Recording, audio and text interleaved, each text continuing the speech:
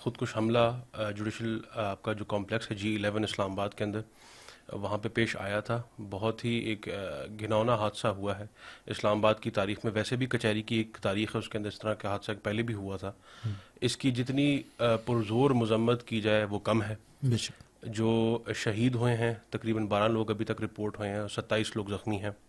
ان سب کے اہل خانہ سے میں تعزیت کا اظہار کرنا چاہوں گا اور یکجہتی کا اظہار کرنا چاہوں گا، اور میں اللہ تعالیٰ سے دعا گو ہوں کہ ان کو صبر کرنے کی توفیق عطا فرمائے وہ. لیکن یہ ایک بہت برا ٹرینڈ ہے جو پاکستان کے اندر اب نظر آ رہا ہے. ہم لوگ کل ہی ڈسکس کر رہے تھے جب دلی کے اندر یہ لال قلعے کے جو میٹرو اسٹیشن ہے اس کے ساتھ جو حملہ ہوا ہے، اس کے اندر ایک حادثہ ہوا. انہوں نے اس کو ایک دم سے رنگ دینا شروع کر دیا، پاکستان کے ساتھ جوڑنا شروع کر جو دیا. ان کا وہیں سے الارم بیلز شروع ہو گئی تھیں کہ اسلام آباد کے اندر ہی موسٹ لائکلی، کیونکہ اس واقعے کے بالکل فوراً بعد ایکس کی جو ہم بات کر رہے تھے، بریگیڈیئر صاحب جس طرح فرما رہے تھے، ایکس کے اوپر جتنے بھی طالبان لنکڈ آپ کے اکاؤنٹس تھے انہوں نے پوسچرنگ کرنا شروع کر دی کہ اسلام آباد کے اندر ایسا کوئی حملہ ہوگا، یا پھر انہوں نے اپنی ملٹری کی بار بار پوسچرنگ دکھانا شروع کر دی کہ کوئی اس طرح کی they start to allude to the fact کہ کوئی اس طرح کی چیز ہوگی. تو بہرحال ہم لوگوں کو ایک نیکسس نظر آ رہا ہے انڈیا اور طالبان کا. انفارچونیٹلی اس کو ایڈریس کرنا بہت ضروری ہے، کیونکہ پاکستان کرنٹلی 2 فرنٹ وار لڑ رہا ہے، ویدر وی لائک اٹ اور ناٹ. اب جو ہمارے انٹرنلی تحریک طالبان پاکستان یا فتنہ الخوارج جو کر رہے ہیں پاکستان کے اندر، یہ ہم لوگوں کو 2 فرنٹ وار کی طرف لے کے جا رہا ہے.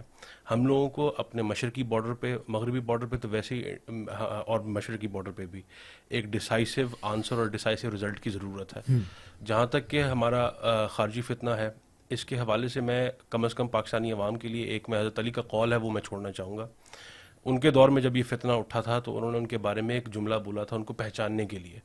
کیا تھا کہ وہ کلمۃ حق ارید بہا باطل، یعنی ان کی جو بات ہوتی ہے وہ تو حق ہوتی ہے لیکن اس سے جو مراد ہوتی ہے وہ باطل ہوتی ہے. صحیح. اگر کسی بھی خارجی کو پہچاننا ہو، کسی فتنے کو پہچاننا ہو، تو یہ اصول آپ لگا لیں.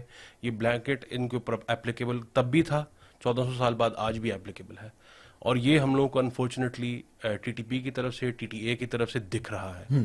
دس نیڈس ٹو بی آنسرڈ. اس کے حوالے سے دیر آر کچھ ڈیفینس اینالسٹ جو ہیں مختلف باتیں پروپوز کر رہے ہیں. ٹرکی کی بات کی گئی، ٹرکی نے ایک بہت اچھا کردار استنبول کے اندر پلے کرنے کی کوشش کی، لیکن شاید جو طالبان رجیم ابھی کابل کے اندر بیٹھی بھی ہے، خواہ وہ کندہاری ہوں یا حقانی ہوں یا جو بھی ہوں، وہ شاید نہیں چاہ رہے کہ کسی طریقے سے پیس کسی طریقے سے ہم لوگ ریچ کر لیں.